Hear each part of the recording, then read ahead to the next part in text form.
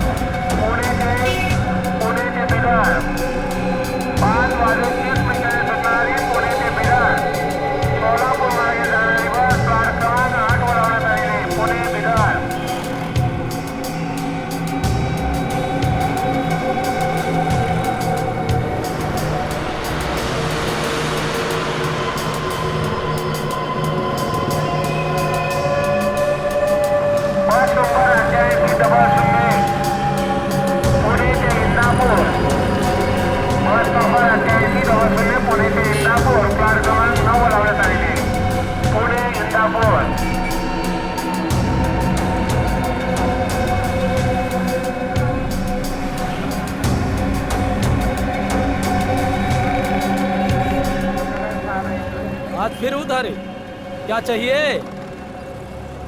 ए, बात चुराती है? पैसे नहीं है? कहाँ से? CID HELP help. CID help? किसने लिखा है ये तुम्हारी कलाई पर? हैं? किसने लिखा है? किसने? श्रेया, जरा बात करो इससे। लगता है ये बहुत डरी हुई है। सर, देखो, अगर तुम हमें कुछ बताओगी नहीं तो हम तुम्हारी मदद नहीं कर पाएंगे। डरो मत, जो भी है सब सच सच बता दो। कौन हो तुम? तुम्हारा नाम क्या है? तुम चोरी क्यों कर रही थी?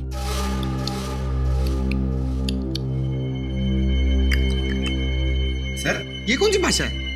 ओह सर, ये तो अफ्रीकन भाषा है। चुप रहो। देखो, ऐसे चुप मत बैठो।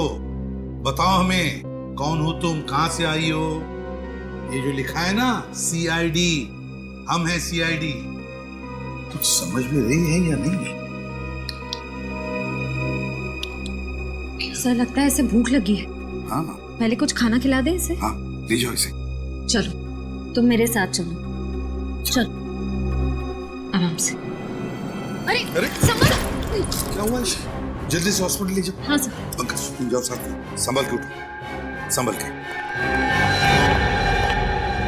कमाल है सर, इस लड़की के हाथ पे लिखा हुआ है CID हेल्प, और ये खुद तो कुछ बोल ही नहीं रही है। सचिन, ये CID हेल्प उसकी जो कलाई पर लिखा है ना, वो किसी और ने लिखा है, किसी और ने। ये तो बेचारी हिंदी तक बोलना नहीं जानती। सर, इसके हाथ पे जिसने भी ये सब लिखा है वो जरूर हमसे कोई मदद चाहता है। जल्दी से जल्दी पता लगाना पड़ेगा कि ये सारा माजरा क्या है। लेकिन कैसे सर? एक काम करते हैं, जिस बस स्टॉप पर ये लड़की इस दुकानदार से मिली थी, उसी बस स्टॉप से पूछताछ शुरू करते हैं।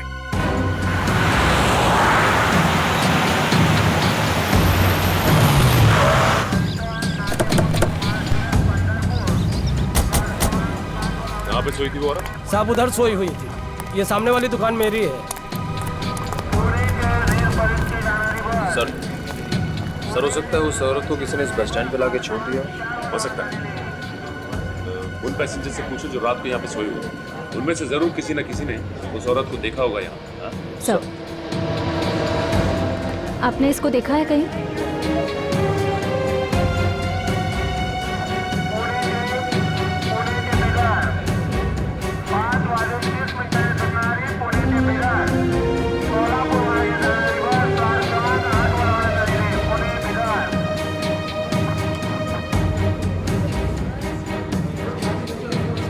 इस औरत को यहाँ पे बस स्टॉप पे देखा आप लोग ने? मैंने तो नहीं देखा, पर एक भिखारी यहाँ सोता है रात को, शायद उसने देखा होगा। बताओ कहाँ है? आइए सर, यही है वो आदमी। भाई साहब, इस औरत को आपने यहाँ पे बस स्टॉप पे देखा था क्या? हाँ देखा ना साहब, इधर ही जमीन पे लेटी थी।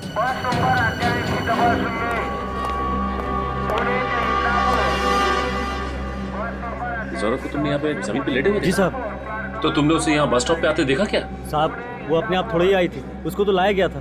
साफ साफ बताओ बात क्या है, क्या जानते हो उसके बारे में? साहब रात करीब 2 बजे जीप में 2 लोग इसको लेकर यहाँ आए थे और इसको छोड़कर यहाँ से चले गए। वो औरत चीखी चिल्लाई नहीं? नहीं साहब, शायद बेहोश थी या हो सकता है वो नींद में हो। तुमने गाड़ी का नंबर नोट किया? कुछ याद है तुम्हें? साहब बहुत अंधेरा था। ये सब तुम्हें अजीब नहीं लगा? तुम उस औरत की मदद कर सकते थे। मैं किस किस की मदद करूं? ऐसा तो पहले भी हो चुका है। मतलब? इससे पहले भी 2 बार ऐसा हो चुका है। कुछ लोग औरत को लेकर यहाँ आते थे और छोड़कर चले जाते थे। मैं खुद की मदद नहीं कर सकता साहब, तो उसकी क्या मदद करेगा? इसका मतलब इससे पहले भी 2 औरतें उस दरिंदे का शिकार हो चुकी हैं। लेकिन सर अभी तक हमारे पास उन दोनों औरतों के गायब होने की जानकारी नहीं है। हाँ, क्योंकि उन दोनों के हाथ पे CID हेल्प नहीं लिखा हुआ था। सर अब क्या करें? उस औरत के होश में आने का इंतजार। सालुंके साहब उस औरत के साथ में ही हॉस्पिटल में जहाँ पे उसका इलाज चल रहा है। अब इस केस की तह तक सालुंके साहब ही पहुंचा सकते हैं। अब कैसी तबीयत है इसकी? पहले से बेहतर है बस। और क्या बता सकता है इसके बारे में?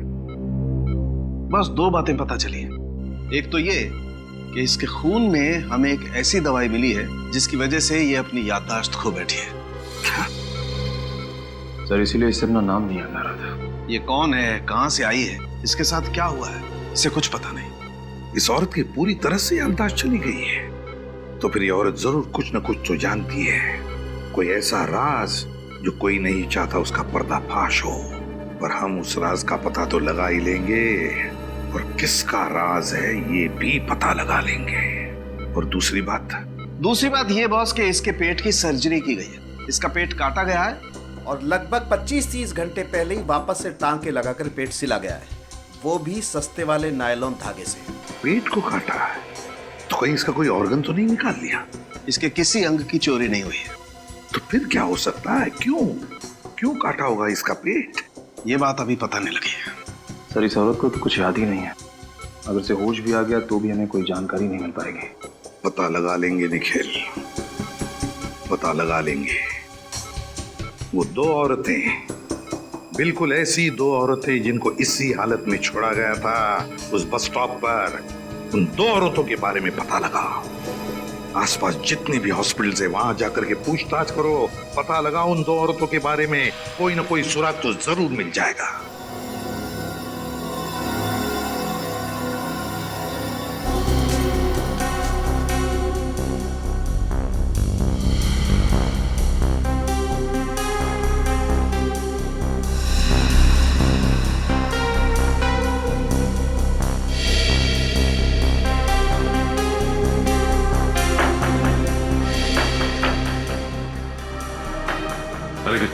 सर यहाँ तो कुछ नहीं पता चला। एक ही हॉस्पिटल बचा हुआ है अब, सिटी हॉस्पिटल। वहां चल के देखते हैं। सर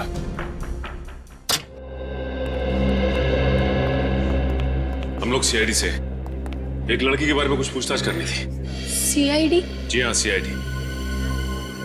इस फोटो को ध्यान से देखिए और बताइए कि क्या ये लड़की अपना इलाज करवाने के लिए आपके हॉस्पिटल में आई थी? जी हाँ, इस लड़की के पेट पे ऑपरेशन का निशान है। घाव देख के लगता है मानो इस लड़की का ऑपरेशन 2-3 दिन पहले हुआ। तो हम जानना चाहते हैं लड़की इस हॉस्पिटल में एडमिट हुई थी या नहीं। सर ये तो क्या? सर हमारे हॉस्पिटल में 2 औरतों की लाशें आई हैं। 2 औरतों की लाशें? हाँ सर, और उनकी वेशभूषा तकरीबन ऐसी ही थी और उनके गहने भी तकरीबन ऐसे ही हैं। तो क्या उन दोनों औरतों की लाशें अभी भी मुर्दाघर में? हाँ सर, उन दोनों लाशों की शिनाख्त करने अभी तक कोई नहीं आया है, इसलिए वो दोनों लाशें मुर्दाघर में ही है। ठीक है, तो इन दोनों लाशों को हम देखना चाहेंगे। ठीक है सर, मैं अभी मॉर्ग के इंचार्ज को बुला देती हूँ। प्लीज। हेलो, आप जल्दी से लॉबी में आ जाइए, CID वाले आए हैं। सर वो आ रहे हैं।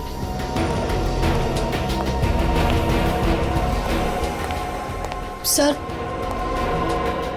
जी कहिए। आपके मुर्दाघर में जो 2 औरतों की लावारिश लाशें पड़ी हैं वो देखना चाहते हैं। ठीक है, यही है उन दोनों औरतों की लाशें। इन दोनों की पोस्टमार्टम रिपोर्ट मिल सकती है? मैं लेके आता हूँ अभी। प्लीज।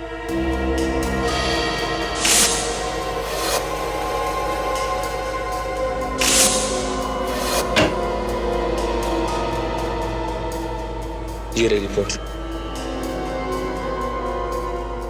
निखिल, ये देखो, पोस्टमार्टम रिपोर्ट में लिखा गया है कि इनके पेट में जो घाव है वो ऑपरेशन की वजह से नहीं है। और जिस डॉक्टर ने पोस्टमार्टम किया है उसका भी यही कहना है कि इनका ऑपरेशन नहीं किया गया है। मतलब सर इनके शरीर से कोई भाग, कोई ऑर्गन निकाला नहीं गया। मतलब ये केस इलीगल ऑर्गन ट्रांसप्लांट का नहीं है, मामला कुछ और ही है। सर अगर इनके शरीर से कोई भाग निकाला नहीं गया है तो फिर इनका पेट काटा क्यों, वापस सिलवाया क्यों गया होगा? यही तो मैं भी सोच रहा हूँ निखिल। ये देखा तुमने, ये जो सिलाई करने के लिए धागे का इस्तेमाल किया गया है, ये देखो, ये सर्जिकल धागे बहुत ही घटिया क्वालिटी के हैं। तुम्हें याद है सालू के साहब भी कह रहे थे कि गुड़िया के पेट पे जो टाके लगे थे उनमें भी इसी तरह के धागे का इस्तेमाल किया गया था। सर बस स्टैंड पे उस भिखारी ने बताया था कि उसने वहां पे 3 औरतों को देखा था। सर इसका मतलब? हाँ, और वो तीनों औरतें यही हैं, 2 ये और तीसरी वो गुड़िया। ये तीनों की तीनों मुंबई के बाहर से आई हैं, किसी एक ही जगह से। सर मुंबई से बाहर से आई हैं एक जगह से, मतलब? ये नोटिस किया तुमने? ये देखो, इनकी फोटोज में साड़ी पहनने का स्टाइल, सजने संवरने का स्टाइल और गुड़िया के बात करने का स्टाइल, इन सबको देखकर लगता है कि ये तीनों औरतें मुंबई से बाहर से ही आई हैं, किसी एक ही जगह से। सर अगर ये तीनों औरतें मुंबई के बाहर किसी एक जगह से आई हैं तो इनके बारे में पता कैसे चलेगा? पता चलेगा निखिल, पता चलेगा। हर बस स्टॉप, हर रेलवे स्टेशन की खाक छाननी होगी, फिर पता चलेगा। नहीं साहब, मैंने तो नहीं देखा। पक्का? इस तरह के कपड़े पहने हुए कहीं? नहीं सर, यहाँ नहीं। नहीं साहब, यहाँ पर आसपास कहीं पे भी? देखिए, इस तरह के कपड़े पहने हुए कोई भी औरत आसपास दिखाई देती है तो आप प्लीज मुझे इन्फॉर्म कीजिए। ये मेरा कार्ड है, इस पे मेरा नंबर लिखा हुआ है, फोन कीजिए प्लीज।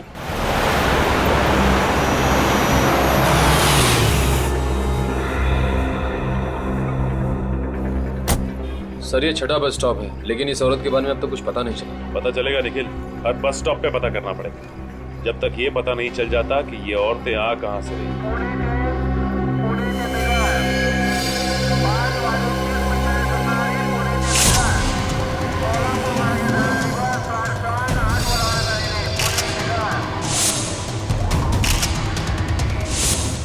वो देखो, उस औरत ने भी ऐसे ही कपड़े पहन रखे। हाँ सर।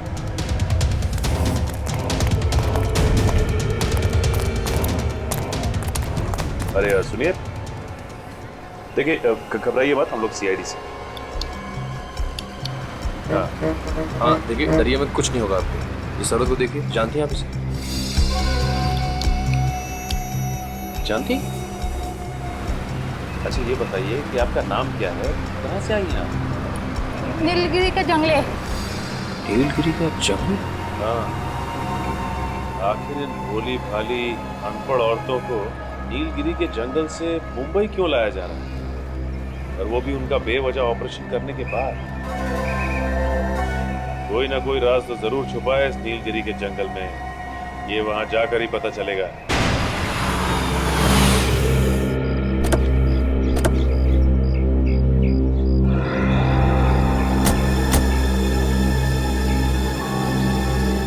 अरे इन गांव वालों का स्वागत करने का तरीका बड़ा अजीब है। ये हमारा स्वागत नहीं कर रहा, इसलिए हमें देखकर नाखुश है। वैसे भी हम यहाँ इनसे मिलने नहीं आए, हम लोग नीलगिरी की जंगल की उन औरतों के पेट की सर्जरी का राज जानने आए हैं, और हम वो जानकर ही रहेंगे। देखिए, हम लोग सीआईडी से और यहाँ पे कुछ छानबीन करने आए हैं। आप लोगों को हमसे डरने की कोई जरूरत नहीं है। डरना तो आपको पड़ेगा शहरी बाबू, और इधर से जाना भी होगा। ये धरती हमारी कर्म भूमि है, हमारी धर्म भूमि है। यहाँ पर किसी गैर इंसान को हम आने नहीं देंगे। काश हम लोग आपकी बात मान सकते हैं, लेकिन सीआईडी ना ही अपने आगे बढ़ाए हुए कदम पीछे लेती है और ना ही हमें तहकीकात करने से कोई रोक सकता है। अगर आप लोगों ने कोई हरकत की तो ठीक है, आप लोग अपना काम कर सकते हैं, लेकिन छानबीन करने से पहले आपको उनसे मिलना होगा। किससे मिलना पड़ेगा? आइए मेरे साथ। चलिए आइए। हाँ भाई मनसुख, अरे 1 हफ्ते पहले मैंने तुझसे ऑपरेशन के लिए 1 दर्जन कैंची, 2 दर्जन मोटी वाली सुई और नायलॉन के धागे मंगवाए थे। कब भेजेगा भाई? ठीक है, कल तक माल आ जाना चाहिए। मैं अभी रखता हूँ। माफ कीजिए, क्या चाहिए आपको? इस तरह के नायलॉन का धागा। हाँ, है ना। जानवर कौन सा है आपका? जानवर मतलब? अरे भाई, जानवर बड़ा होगा तो धागा भी ज्यादा लगेगा ना, चमड़ी मोटी होती है ना उनकी। छोटा होगा तो 1 आध मीटर में काम हो जाएगा। मतलब ये धागा सिर्फ जानवरों पे इस्तेमाल किया जाता है? जी हाँ, आपको ये बात मालूम नहीं थी क्या? देखिए हम लोग सीआईडी से। सीआईडी? जी हाँ सीआईडी। हमारी जानकारी के हिसाब से ऑपरेशन करने के लिए इस तरह का धागा सिर्फ आपके पास मिलता है। बात तो ठीक है, लेकिन हुआ क्या है? यहाँ पास के बस स्टॉप से हमें एक औरत मिली है जिसका ऑपरेशन किया गया है, और ऑपरेशन करने के बाद टाके इसी धागे से लगाए गए। औरतों के टाके इस धागे से? लेकिन आजकल तो कोई भी डॉक्टर इन धागों से इंसानों पर टाके नहीं लगाता। ऐसे धागे तो सिर्फ जानवरों के लिए उपयोग किए जाते हैं। लेकिन ये धागा एक नहीं, 3 औरतों के पेट पे टाके लगाने के लिए इस्तेमाल किए गए हैं। 3 औरतों पर? जी हाँ, 3 औरतों पर। वैसे ये सामग्री आप जहाँ सप्लाई करते हैं उनकी जानकारी तो होगी आपके पास? जी हाँ, 1 मिनट। ये लीजिए।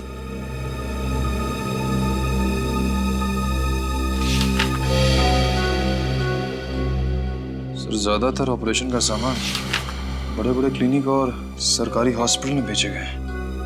सर, ऐसे हॉस्पिटल तो कानून का पालन करते ही होंगे। हाँ वो तो ठीक है, लेकिन निखिल, लेकिन ये देखो, बहुत से दवाखाने हैं जिनका लाइसेंस नंबर नहीं लिखा गया है यहाँ पे। इसका मतलब ये डॉक्टर्स गैर कानूनी तरीके से डॉक्टरी कर रहे हैं। सर हो सकता है सर, लेकिन इस रजिस्टर में उनका नाम है पता नहीं है। क्या चल रहा है? हाँ? चल क्या रहा? जिन दवाखानों का लाइसेंस तक नहीं है आप उन्हें माल सप्लाई कर रहे हैं, और जिनको माल सप्लाई कर रहे हैं उनका पता तक नहीं है आपके पास। वो क्या, आपसे तो बाद में निपटते हैं। उससे पहले शहर के जितने भी दवाखाने हैं जिनका लाइसेंस नहीं है वहां पे छापा मारते हैं, वहीं से कुछ ना कुछ पता चलेगा। देखो रामू, ये कोई आम खांसी नहीं, टीबी वाली खांसी है। अगर सही समय पे मेरे पास नहीं आते तो 15-20 दिन के लिए अस्पताल की खटिया पकड़नी होती। ये दवा लो, सुबह शाम खाने के बाद ले लेना, ठीक हो जाओगे। जी नमस्कार। छुट्टन मैना कहता था, दद्दू बिल्कुल सही कहते थे, डॉक्टर भगवान का रूप होता है। बड़े भैया आप सही कह रहे हैं, दाम जैसे गरीबन के लिए डॉक्टर बाबू कितना कुछ नहीं करते। नहीं भाई, ऐसी कोई बात नहीं। भगवान का दिया हुआ सब कुछ है हमारे पास, इसलिए जन सेवा करते हैं। बताइए, आप दोनों में से कौन बीमार है? अब बीमार तो कोनो नहीं है डॉक्टर साहब, अब बस थोड़ा सुख सुविधा का बंदोबस्त हो जाए, आपका कृपा हो जाए। मैं समझा नहीं। छुट्टन क्या है डॉक्टर साहब के औरत का पेट का ऑपरेशन करवाना है। ऑपरेशन? औजार वगैरह तो है, बस ऑपरेशन कर दीजिए। देखिए, मैं ऑपरेशन नहीं करता, मगर आपके पास अगर कोई डॉक्टर है तो मैं अपना ऑपरेशन थिएटर भाड़े पे दे सकता हूँ। साहब डॉक्टर तो हमारा कोई नहीं है, एक मित्र है हमारे, लेकिन क्या है कि डॉक्टरी का लाइसेंस नहीं है उनके पास। चलेगा? चलेगा।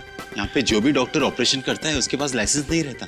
तो मतलब कोनो टेंशन वेंशन नहीं है? ये कोई नई बात नहीं है, हर महीने एक आध पार्टी आ जाती है ऐसा ऑपरेशन करने। अच्छा, महीने में कौन कौन आता है, कुछ बताएंगे का? तुम्हें क्या लेना देना उसे? ऑपरेशन करवाना है तो बोलो, 1 घंटे के 20,000 रुपए। 20,000? बड़े भैया, डॉक्टर बाबू को कितने साल का सजा होगा हवालात में? यही तकरीबन 20 साल का तो होगा। 20 साल? डॉक्टर बाबू क्या बकवास कर रहे हो तुम? एक तो मैं तुम्हारी मदद कर रहा हूँ और तुम मुझे धमका रहे हो। कौन हो आप लोग? डॉक्टर साहब का है कि आपके पास जो डॉक्टर्स आते हैं ना, उनके पास लाइसेंस नहीं होता है, लेकिन क्या है कि हमारे पास आपको पकड़ने का लाइसेंस है। ये देखिए, ये देखिए। सीआईडी? सीआईडी। सर मुझे माफ कर दीजिए, मुझसे गलती हो गई। माफ कर दीजिए। पहले बता, महीने में कौन कौन आता है एक बार यहाँ पे ऑपरेशन करवाने के लिए गैर कानूनी तरीके से?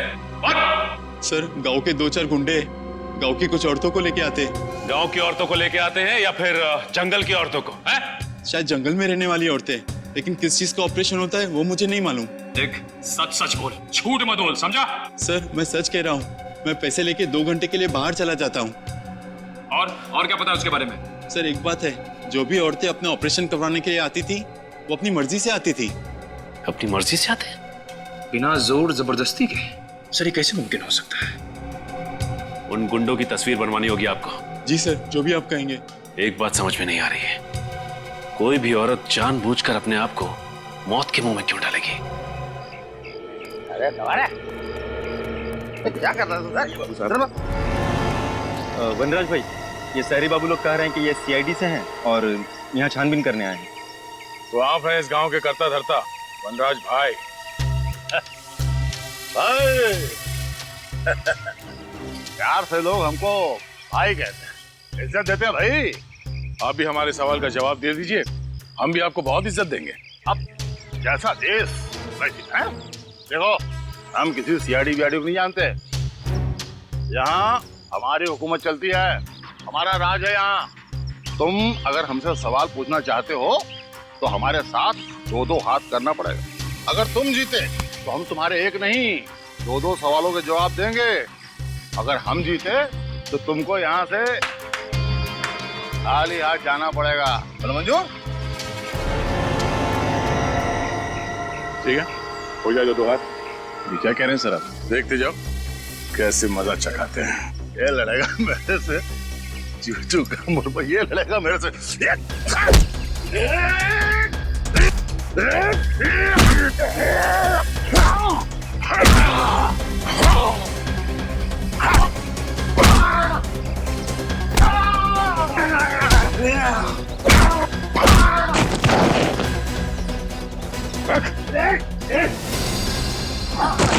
अब मेरे सवालों का जवाब देगा हाँ? या और खातिरदारी करो तेरी?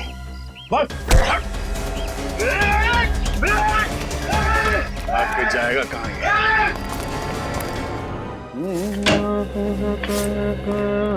ओए, ये क्या ये सुनने के लिए तूने जल्दी बुलाया हमको? तेरा गाना? अरे गा नहीं रहा हूँ बॉस, गुनगुना रहा हूँ। दोनों में फर्क होता है। और बुलाया मैंने आपको इसलिए ताकि आपसे ये सुन सकूं, वाह सालुखे कुछ बात है तुझमें। वाह सालुखे कुछ बात है तुझमें, ऐसे मैं कहूँ? हाँ। क्यों? तूने ये पता लगाया कि इन औरतों के ऊपर ये जो सर्जरी के निशान है वो क्यों है? पता लगा लिया मैंने, पता लगा लिया है कि इन दोनों के पेट पर वो सर्जरी का निशान कैसा है। मतलब डॉक्टर सालुखे ने अपना दिमाग लगा लिया? हाँ। क्या पता लगा लिया आपने? इन दोनों औरतों का इस्तेमाल इंसानी कुरियर की तरह से हो रहा था। क्या? इन औरतों को इंसानी कुरियर की तरह इस्तेमाल किया गया? हाँ, इन दोनों के पेट को काट कर कोई चीज जबरदस्ती इनके पेट के अंदर रखी गई और फिर पेट को सिल दिया गया। और दोनों के पेट पर 2-2 बार काटने के निशान हैं, 2 बार के टांके हैं अलग अलग किस्म के। मतलब सर? मतलब ये कि पहले इनके पेट को काट कर कोई चीज जबरदस्ती इनके पेट के अंदर रखी गई और पेट को सिल दिया, और बाद में टांके काट कर वो चीज बाहर निकाली गई और फिर से टांके लगा करके पेट को सिल दिया गया। मतलब इन बेचारी औरतों को स्मगलिंग के लिए इस्तेमाल किया गया। लेकिन तुझे पता कैसे चला सालुखे? बॉस, जब वो चीज जबरदस्ती इनके पेट के अंदर रखी गई तो इनके पेट की कुछ मांसपेशियां फट गई थी और उसमें जगह बन गई कुछ रखने के लिए। हाँ। सर अगर ये पहली औरत के साथ भी ऐसा ही हुआ तो पता कैसे नहीं चला? वो इसलिए कि जब उस औरत को अस्पताल में लाया गया वो जिंदा थी, और जब तक मैं उसकी जांच करता उसकी मांसपेशियों के घाव अपने आप भर गए थे। लेकिन इन दोनों औरतों को अस्पताल में जब लाया गया ये मर चुकी थी, इसलिए घाव भरने का कोई सवाल ही पैदा नहीं होता। स्मगलिंग करने के बहुत सारे तरीके आज तक देखे, लेकिन सबसे अजीब तो ये है। डॉक्टर सर, इनके पेट में रखा क्या गया था? वो पता नहीं चल पाया, वो पता लगाना पड़ेगा। हाँ सर, ये तो पता लगाना ही पड़ेगा कि आखिर ये तस्करी किस चीज की हो रही थी। सचिन, पता तो हम लगा ही लेंगे कि किस चीज की तस्करी की जा रही थी, लेकिन है कौन ये टेढ़ा दिमाग जिसने इन बेचारे गरीब औरतों का इस तरह से इस्तेमाल किया? है कौन ये?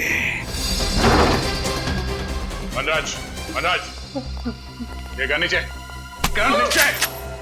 माफ कर दो, गलती हो गई साहब, गलती हो गई साहब, माफ कर दो।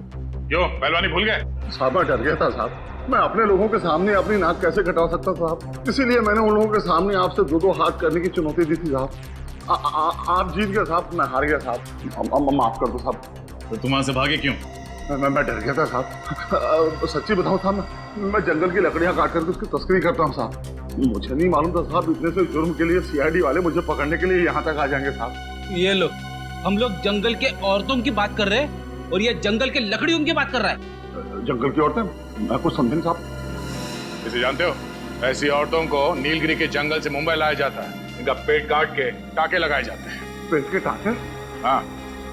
मैं ऐसा कुछ नहीं जानता साहब, मैं सच्ची बताऊं साहब, अगर हमारे गांव में कोई अनजाना आदमी घुस जाता तो हम लोग उसको चेतावनी देकर के छोड़ देते हैं, लेकिन ये नीलगिरी के लोग बहुत खतरनाक लोग हैं साहब। एक बार मैंने अपने कुछ साथियों को नीलगिरी के जंगल में भेजा था कब्जा करने के लिए, पता नहीं साहब वो कहाँ गया, आसमान खा गया कि जमीन निकल गया, आज तक वापस नहीं आया था। हाँ सर, क्या स्मगलिंग? किस चीज की स्मगलिंग सर? ठीक है सर, मैं पता लगाता हूँ। ओके। एसीपी साहब का फोन था। उन औरतों का पेट काट कर उनमें कोई चीज रखी जाती थी स्मगलिंग करने के लिए। मनराज, नीलगिरी के जंगल में ऐसे कौन सी कीमती चीज है जिसकी तस्करी के लिए कोई इतनी घिनौनी हरकत करेगा? ऐसी कोई चीज है नहीं साहब। मैं इस जंगल के चप्पे चप्पे से वाकिफ हूँ साहब। अगर यहाँ ऐसी कोई चीज होती तो मैं जंगल की लकड़ी की तस्करी क्यों करता साहब? हाँ, पुरातत्व विभाग के कुछ लोग यहाँ पे आए थे। 3 साल तक उन्होंने खोजबीन की, लेकिन उनको भी कुछ नहीं मिला था। कब हुआ था ये सब? पुरातत्व विभाग वाले लोग कुछ 5 साल पहले आए थे साहब। 3 साल तक उन्होंने इस जंगल के चप्पे चप्पे को खोजा साहब, उनको कुछ नहीं मिला साहब। सर, बहुत ही अजीब बात है, जब ये जंगलवासी किसी बाहर वाले को जंगल में जिंदा ही नहीं छोड़ते थे, तब 3 सालों तक उन्होंने आर्कियोलॉजिस्ट को यहाँ काम कैसे करने दिया? उस आर्कियोलॉजिस्ट का पता लगाना होगा जिसने नीलगिरी के जंगल में इतना समय बिताया। वो इस जंगल के चप्पे चप्पे से वाकिफ है। जल्दी काम करो, जंगल की तलाशी लेने की तैयारी करो। आप जी, मैं सुष्मिता, निशिकांत की पत्नी। अच्छा, हमें निशिकांत जी से ही मिलना है। लेकिन वो तो 2 साल पहले ही गुजर गए। माफ कीजिएगा, हमें पता नहीं था। कैसे मौत हुई उनकी? अब मैं क्या बताऊं? निशिकांत नीलगिरी के जंगलों में कुछ अमूल्य वस्तु की खोज करने गए थे। 3 साल वहाँ पर रहे भी, पर उन्हें वहाँ पर कुछ नहीं मिला। पर जब लौटे तो बहुत खुश थे। इतनी मेहनत के बाद उन्हें कुछ मिला नहीं, फिर भी वो खुश थे। क्यों? क्योंकि सरकार ने उन्हें आर्कियोलॉजी के लिए नेशनल प्राइड अवार्ड देने का फैसला लिया था और उन्हें कुछ सर्टिफिकेट और मेडल भी मिलने वाले थे। पर जब वो अवार्ड फंक्शन से लौट रहे थे तब उनकी गाड़ी का एक्सीडेंट हो गया। उसमें आग लग गई और उसमें निशिकांत भी जलकर मर गए। किसी ने सोचा भी नहीं होगा कि ऐसी मौत हो जाएगी उनकी। जी, मुझे पता था और ये बात निशिकांत को भी पता थी। मैंने कई बार निशिकांत को समझाने की कोशिश की, लेकिन उन्होंने मेरी एक भी नहीं सुनी। और निशिकांत जी जानते थे कि उनकी मौत होने वाली? जी, आखिर नीलगिरी के जंगल के अभिशाप से कब तक बचे रहते वो? ये कैसी बातें कर रही हैं सुष्मिता जी? आप इतनी पढ़ी लिखी होकर आप श्राप अभिशाप ऐसी बातों पे यकीन रखती हैं? मुझे ज्ञान है, तभी तो विश्वास है। उस खौफनाक अभिशाप के मुताबिक उस जंगल वासियों के अलावा जो भी कोई उस जंगल में घुसने की कोशिश करेगा तो नीलगिरी जंगल के देवता उस पर क्रोधित हो जाएंगे और उसे कभी क्षमा नहीं करेंगे। आग की बारिश करके नीलगिरी जंगल के देवता उस पापी को जलाकर राख कर देंगे और निशिकांत की मौत भी जलने से हुई है। ये आपका अंधविश्वास है सुष्मिता जी। इस हकीकत के बारे में निशिकांत ने खुद रिसर्च करके पता लगाया था और ये आज की बात नहीं है, हजारों साल पहले की बात है।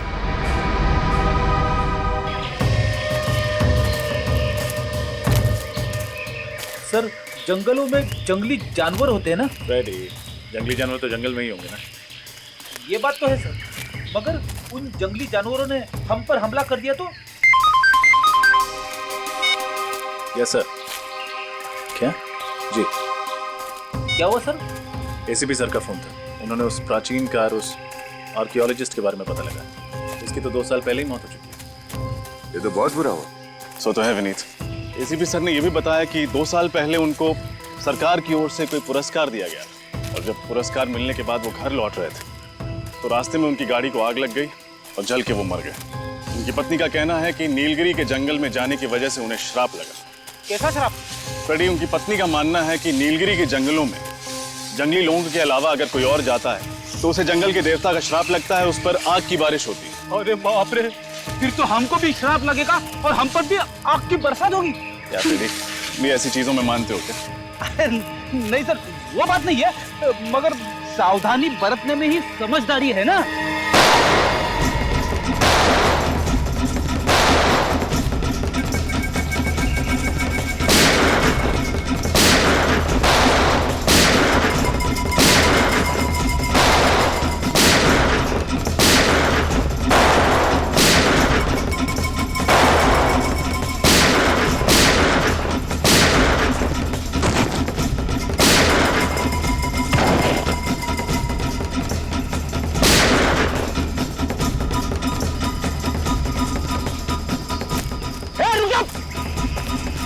रुक जाओ!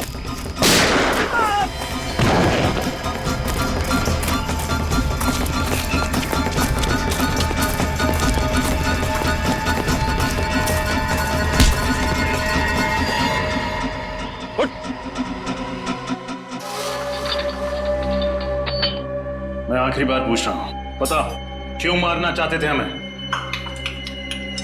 अरे यार, ये कब से टाक टुक किए जा रहा है? सरल सीधी हिंदी भाषा नहीं आती क्या?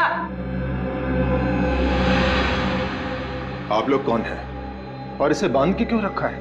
आप कौन हैं और हमसे ये क्यों पूछ रहे हैं? मैं नीलगिरी के जंगलों का मास्टर जी हूँ। 5 साल पहले जब आर्कियोलॉजिकल डिपार्टमेंट यहाँ आया था तब मैं यहीं रुक गया था ताकि इन लोगों के तौर तरीकों को सीख सकूं और इनकी मदद कर सकूं। तब तो आप इसकी भाषा भी जानते होंगे? जी हाँ, थोड़ी बहुत जानता हूँ। मगर आप लोग कौन हैं? हम लोग CID से। इस आदमी ने हम पर गोली चलाई थी, इसलिए इसे गिरफ्तार करना पड़ा। ओह, क्या आप इससे पूछ सकते हैं कि इसने हम पर गोली क्यों चलाई थी और किसके कहने पर चलाई थी? जी, मैं कोशिश करके देखता हूँ।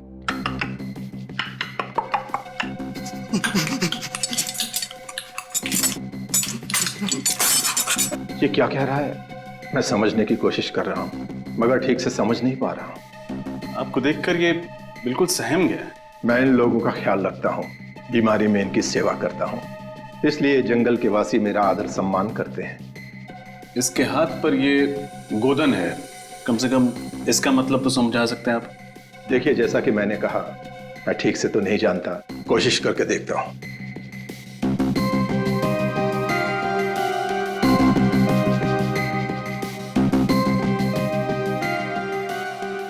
इस पर पौराणिक भाषा में ये लिखा है, जिसका मतलब ये है कि ये आदमी जंगल के देवता का सिपाही है और देवता द्वारा दी गई भेंट की रक्षा करना इसका कर्म और धर्म है।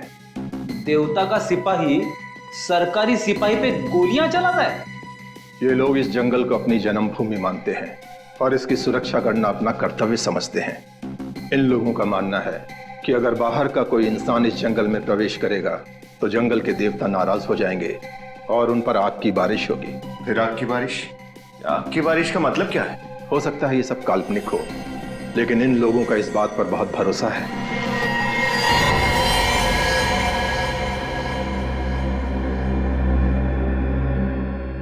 ये तो मर गया। मर गया? अरे, ये तो सही सलामत। क्या हो गया इसे? लगता है इसे जंगल के देवता का श्राप लग गया। मास्टर जी, आप भी इन बातों पर विश्वास करते हैं? देखिए, आप लोग जैसा समझना चाहते हैं समझ लीजिए, लेकिन मुझे ऐसा लगता है कि इसने आप लोगों से बातचीत की, इसलिए गांव के देवता का श्राप इसको लग गया। मास्टर जी, कोई श्राप नहीं होता। विनीत, डॉक्टर साळुंके को फोन लगा, वो यहाँ आएंगे और बताएंगे कि इसकी मौत कैसे हुई। May I come in, please? अरे आइए आइए, आपको कौन रोक सकता है? खुश हो गया। क्या बोला? नहीं तो कुछ नहीं। अच्छा, मैं वो जानने के लिए आया था कि वो नीलगिरी वाले केस का मसला सुलझा क्या? टाइम पास करने आया? नहीं, टाइम पास नहीं यार, जो पूछ रहा हूँ बताओ ना। वो आग की बारिश वाली गुत्थी सुलझी कि नहीं? साळुंके, तू आग की बारिश की बात ही मत कर, दिमाग खराब हुआ है मालूम है? पर वो आर्कियोलॉजिस्ट की बीवी, उसके बाद वो नीलगिरी का मास्टर जी, और अब तू। यार तू भी कैसा आदमी है? ऐसे पौराणिक चीजों पर विश्वास रखता है तू? आग की बारिश?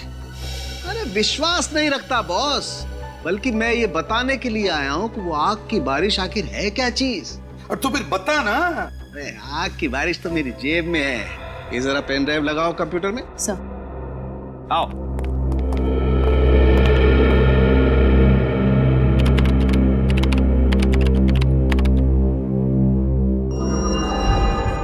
ये देखो बस, ये उल्का पिंड, जिन्हें आप उल्का तारा भी कह सकते हैं। मीटियोराइट्स और कॉमेट्स।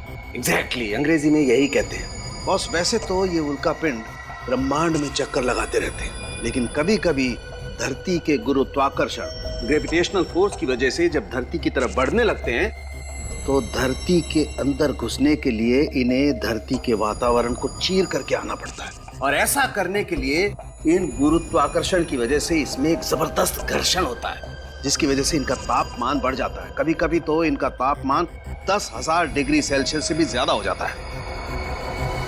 10,000 डिग्री से भी ज्यादा? तब तो ये आग के गोले बन जाते हैं, और जब ये धरती की तरफ गिरने लगते हैं तो लगता होगा आग की बारिश हो रही है। और बॉस, मेरी रिसर्च बताती है कि हजारों साल पहले नीलगिरी के जंगलों में ऐसी ही आग की बारिश हुई थी। और शायद इसीलिए नीलगिरी के जंगल में रहने वाले लोगों को लगता होगा कि अगर कोई बाहर का आदमी उनकी जमीन पर पैर रखे उनकी देवताओं की इजाजत के बगैर, तो देवताओं को गुस्सा आता होगा और वो आग की बारिश करते होंगे उस पर। हाँ विनीत, क्या? अच्छा ठीक है, ओके। यार साळुंखे, तूने तो कमाल का रिसर्च कर दिया यार। तुझे तो गिफ्ट देनी पड़ेगी। हाँ दो, जरूर दो। आजा आजा। साळुंखे, तुझे मैं नीलगिरी के जंगल की सफर करवाता हूँ। नहीं नहीं, मैं नीलगिरी के जंगलों में क्या करूंगा? नहीं बॉस, मैं अपनी लैब में ठीक हूँ यार। अबे डरता क्या है? वहां कोई आग की बारिश वारिश नहीं होने वाली है। फिर भी यार साळुंखे, वहां पर एक नीलगिरी वासी की मौत हुई है हमारे लोगों की आंखों के सामने, और मैं चाहता हूँ कि तू वहां चले जाए। ओह अच्छा अच्छा, तुम नहीं आओगे? पिकनिक है। नहीं नहीं, मतलब तुम होते तो। अब अभिजीत आ रहा है। हाँ ठीक है, हाँ। और भाभी के हाथ का सलाद भी लेके जाना साथ में। भाभी का नाम नहीं लेना यार, हाँ समझा? अच्छा क्या यार, फंसा देते हो तुम लोग यार।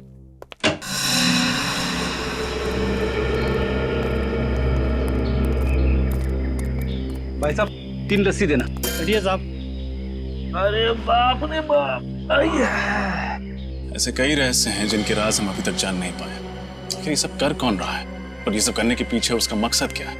जंगल में रहने वाले लोग बंदूकें लेके घूम रहे हैं, ये सब हथियार उनके पास आए कहाँ से? और सर ये बेचारे गांव वाले जंगल में कदम रखने से भी डर रहे हैं, इन्हें अपनी जान गंवाने का खतरा है वहाँ। आखिर ये नीलगिरी के जंगलों में चल क्या रहा है?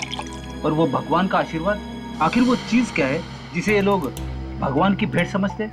कोई बहुत ही खास, बहुत ही अनोखी वस्तु होगी जिसको इन जंगलवासियों ने कभी देखा नहीं, और कोई तो कारण है जिसकी वजह से इन जंगलवासियों को लगता है कि भगवान ने ये वस्तु खासकर उन्हीं के लिए भेजी है। और वो आदमी जिसे हमने जंगल में पकड़ा था, वो जंगल का सिपाही था। जंगलवासियों ने उसे उस खास भेंट की रक्षा के लिए तैनात किया हुआ था। मुझे लगता है ये जंगल वाले अनपढ़ हैं, नासमझ हैं। जरूर कोई आदमी है जो इनके दिमाग में चीजें डाल रहा है, लेकिन कौन? सर मुझे लगता है सब जानने के लिए हमें जंगल में छापा मारना चाहिए। हमें अपनी पूरी ताकत और पूरी तैयारी के साथ जंगल में जाना ही होगा। हाँ सर। मेरे दिमाग में भी यही बात चल रही है विनीत। जब तक हम उस जंगल की खाक नहीं छानेंगे तब तक ये राज राज ही रहेगा। लेकिन मुझे चिंता है जंगल में रहने वाले औरतों की, बच्चों की। छापा मारते वक्त कहीं उन्हें कुछ ना हो जाए। ये लो, आपको दे दो। कर दिया सत्यानाश। अब ये दही के पैसे कौन भरेगा? आप इस पर गुस्सा मत कीजिए, इसे जाने दीजिए, पैसे हम भर देंगे। लो, इन लोगों को भगवान का प्रसाद समझो जो आज तुम इनकी वजह से बच गए। मेरी तबीयत खराब है, मैं घर जाना चाहता हूँ। तबीयत ठीक नहीं थी, पहले बोलना चाहिए था ना। जाओ जाओ यहाँ से, नहीं तो और सामान का नुकसान करोगे। अरे जल्दी जा भाई। ये लड़का मुझे कुछ गड़बड़ लग रहा है। मैं देखते ही ऐसे चला क्यों गया? पीछा करते हैं इसका। रक्षा करनी होगी, रक्षा करनी ही होगी। अजीब आदमी दिखाई नहीं देता है क्या? माफ कीजिएगा।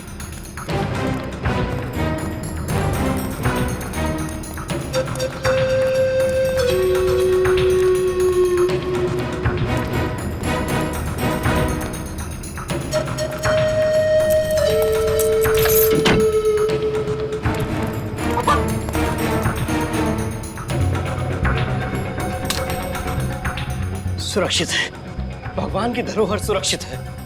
मगर कब तक? शहर के लोग इसे ढूंढते हुए यहाँ तक आ गए। तो ये है भगवान का उपहार, लो हमें दे दो। नहीं, कभी नहीं। तुम सब लालची हो, राक्षस हो। हमारे देवता के आशीर्वाद तुमसे छीनना चाहते हो। देखो चुपचाप ये बॉक्स हमारे हवाले कर दो, वरना क्या?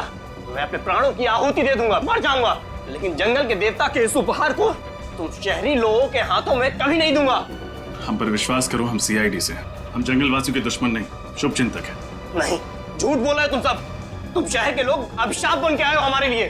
देखो, हम जंगलवासियों का धरोहर नहीं छीनना चाहते, हम बस उस गुनहगार को पकड़ना चाहते हैं जो नीलगिरी के जंगल की भोली भाली औरतों को तस्करी के लिए इस्तेमाल कर रहा है। हम उस राक्षस को पकड़ना चाहते हैं। क्या तुम उन भोली भाली औरतों को नहीं बचाना चाहते?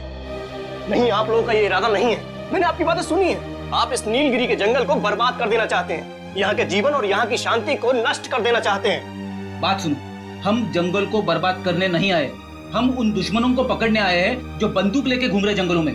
वही असली दुश्मन है जंगल के, समझे? हाँ, हम तुम्हारे दोस्त हैं, दुश्मन नहीं। हम पर विश्वास रखो प्लीज, हम पर विश्वास रखो। मगर लाओ ये बॉक्स हमें दे दो। ठीक है साहब, आप लोग इसकी रक्षा कीजिएगा, किसी गलत हाथों में मत पड़ने दीजिएगा साहब।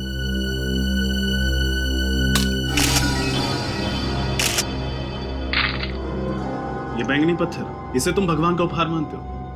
इन बैंगनी रंग के पत्थरों को तुम भगवान की भेंट समझते थे? आपको कदर नहीं है इनकी साहब। ये उपहार है भगवान का हमारे लिए, ऊपर से गिरे हैं ये साहब। चमत्कार है ये साहब, भगवान का चमत्कार हमारे लिए। सालुंके साहब, यस सर, आप सेफ हाउस पहुंचे। क्या बात है डॉक्टर साहब, आप इस पत्थर को इतने गौर से क्यों देखे जा रहे हैं? इस पत्थर में कोई खास बात है क्या? खास बात, बहुत ही खास बात है। ये टेफाइट पत्थर है और बहुत ही कीमती है। क्या ये पत्थर कीमती है? 1 ग्राम टेफाइट की कीमत कम से कम 10 लाख रुपए होती है। अरे बाप रे! और ये जो सारे पत्थर तुम लोगों को मिले हैं, इनकी कीमत कम से कम 25 से 30 करोड़ रुपए है। सर फिर तो जरूर इन्हीं अमूल्य टेफाइट पत्थरों को औरतों के पेट में छिपाकर उनकी तस्करी का रैकेट चलाया जा रहा था। हाँ, तुम बिल्कुल ठीक कह रहे हो। इन पत्थरों की ही तस्करी हो रही थी उन औरतों के जरिए। हमें ये पता करना चाहिए कि इन पत्थरों की तस्करी के पीछे किसका हाथ है। लेकिन ये पत्थर नीलगिरी के जंगलों में आए कहां से? वर्षों पहले जिस मीटियोर की वजह से आग की बारिश हुई थी, ये उसी के टुकड़े हैं जो जमीन पर गिरकर टेफाइट पत्थर में बदल गए। हमें नीलगिरी के जंगलों में एक बार फिर से जाकर के उस जमीन की अच्छी तरह से जांच करनी चाहिए। हम नीलगिरी के जंगल में जाएंगे जरूर, पर पूरी तैयारी के साथ।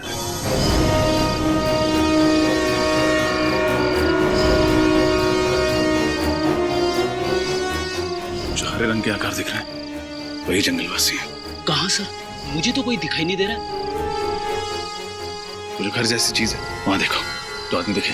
अरे हाँ, ये गॉगल तो बड़ा ही कमाल का है। अंधेरे में भी आदमी दिखाई देते। वे धीरे बोलना चाहिए, उन जंगल वासियों की सुनने की शक्ति बहुत तेज होती है।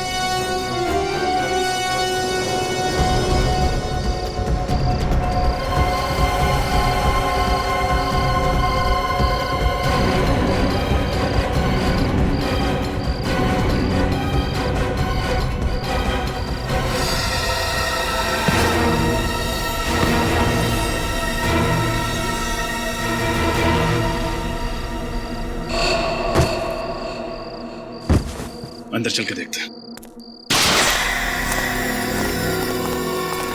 यहाँ तो कोई नहीं सर। अच्छी तरह से तलाशी लो, कोई ना कोई सुराग जरूर मिलेगा।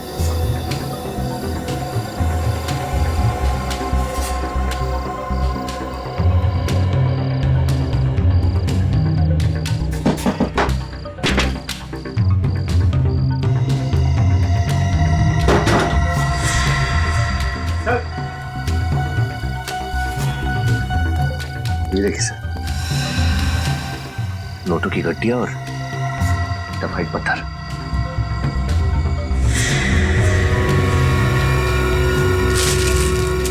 इतने सारे टेफाइट के पत्थर, इनकी कीमत तो करोड़ों में होगी। ऐसा कौन हो सकता है जो नीलगिरी की अमूल्य अमानियत को चुराने की साजिश कर रहा है? लगता है कोई। अरे ये कौन है? खोलो इन्हें। गलती से जंगल में आ गए होंगे और जंगल वासियों ने इन्हें यहाँ जबरदस्ती बंदी बना के रखा होगा। पानी पानी पानी पानी पानी।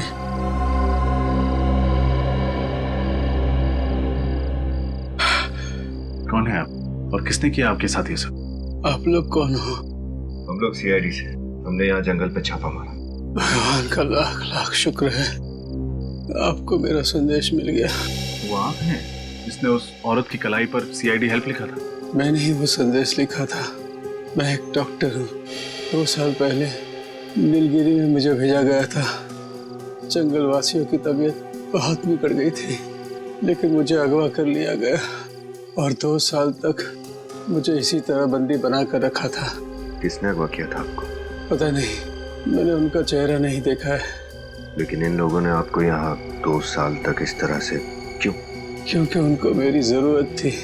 कैसी जरूरत?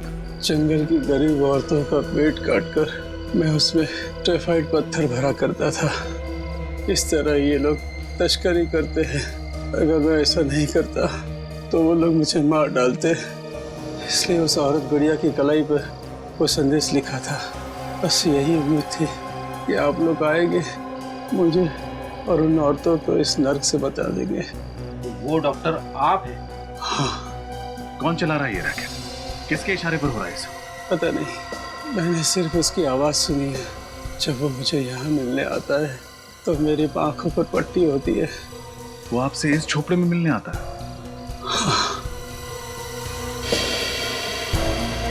ये क्या है?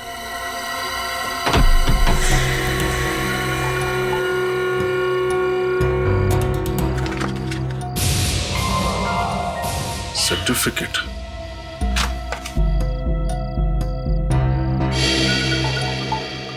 मेडल।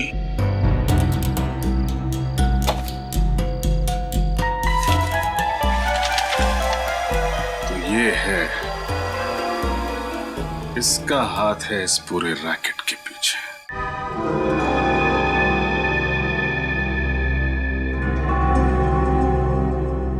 अरे डॉक्टर साहब, इतनी जल्दी भी क्या है? देख लीजिए कहीं कोई जरूरी सामान छूट तो नहीं गया। जंगल के अंदर एक झोपड़ा, झोपड़े के अंदर एक बक्सा, बक्से के अंदर एक सर्टिफिकेट, एक मेडल, और इनमें छुपा एक राज। क्यों डॉक्टर साहब? डॉक्टर साहब, बेटा मैं कोई डॉक्टर वॉक्टर नहीं हूँ। मैं तो इस गांव का गरीब मास्टर जी हूँ। मास्टर जी या फिर मास्टर माइंड? टेफाइड की स्मगलिंग का रैकेट आप ही चलाते हैं ना? टेफाइड जंगल से बाहर निकालने के लिए जंगल की मासूम औरतों का पेट काटकर उन्हें कुरियर का पैकेज बनाकर खुद मालामाल होना चाहते थे। ये कैसा आरोप लगा रहे हैं आप लोग मुझ पर? मैं तो गांव का एक गरीब मास्टर जी हूँ जो इस केस की तह तक पहुंचने में आप लोगों की मदद कर रहा हूँ। मुझे नहीं पता कि ये टेफाइड पत्थर है। ओह, हम तो भूल ही गए थे कि आप एक गरीब लाचार गांव वाले हैं। आपको कैसे पता होगा कि उस पत्थरों की कीमत क्या है? वही तो आप लोगों को गलतफहमी हुई है। गांव का बूढ़ा मास्टर इन पत्थरों की कीमत से अनजान हो सकता है, लेकिन डॉक्टर निशिकांत नहीं। नेशनल प्राइड अवार्ड जीतने वाले आर्कियोलॉजिस्ट को तो पूरा ज्ञान होगा, और होना भी चाहिए।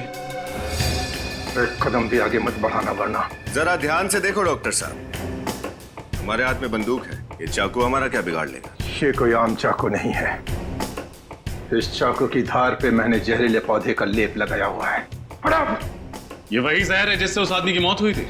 हाँ, उस आदमी के हाथ का टैटू देखते समय मैंने उसके हाथ में छोटा सा पिन चुभो दिया था जिसमें ये जहर लगा हुआ था। कुछ ही पल में तुम भी ब्यूरो में कैद हो गए। इससे तो अच्छा होगा कि मैं अपनी जिंदगी खुद ही खत्म कर लूं।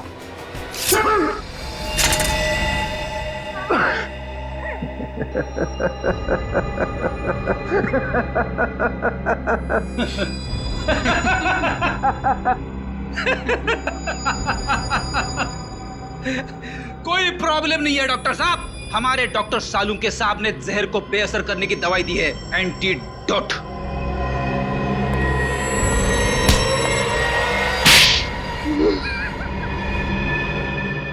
बताओ, किस नाम से बुलाए तुमको? निशिकांत जी या फिर मास्टर जी? जब मैं नीलगिरी के जंगलों में प्राचीन चीजों की खोज के लिए खुदाई कर रहा था तो मुझे टेफाइड पत्थर मिला, और उसे देखते ही मेरे मन में लालच आ गया, क्योंकि मैं जानता था कि वो पत्थर बहुत कीमती और बहुमूल्य है। और फिर मैंने उस बेशकीमती पत्थर को हासिल करने का एक प्लान बनाया। अपनी ही मौत का प्लान है ना? अपनी गाड़ी में बिठा दिया किसी को और लगा दिया आग। उस गाड़ी जलने की आग में जल गया निशिकांत, और पैदा हुआ एक राक्षस मास्टर जी। लेकिन एक बात समझ में नहीं आई कि नीलगिरी के जंगल के रहने वाले लोगों ने तुम्हें जंगल में वापस कैसे जाने दिया?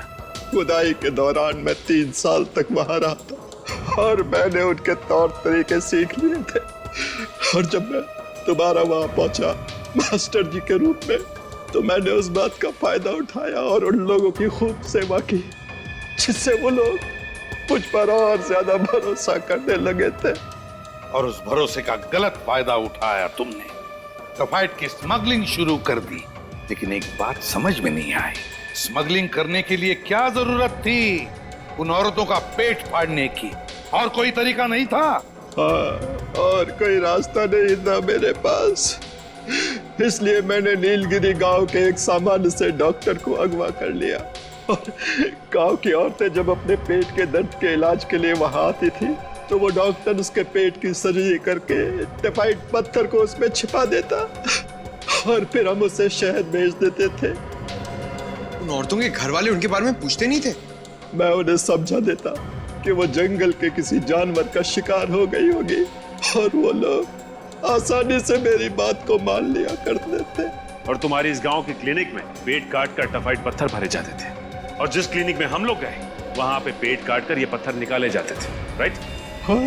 पैसा पैसा पैसा, तुम्हारे इस पैसों की लालच ने न जाने कितनी निर्दोष औरतों की जान ही ली। इंसान के रूप में राक्षस, और ऐसे राक्षस का अंत फांसी के फंदे पर ही हो।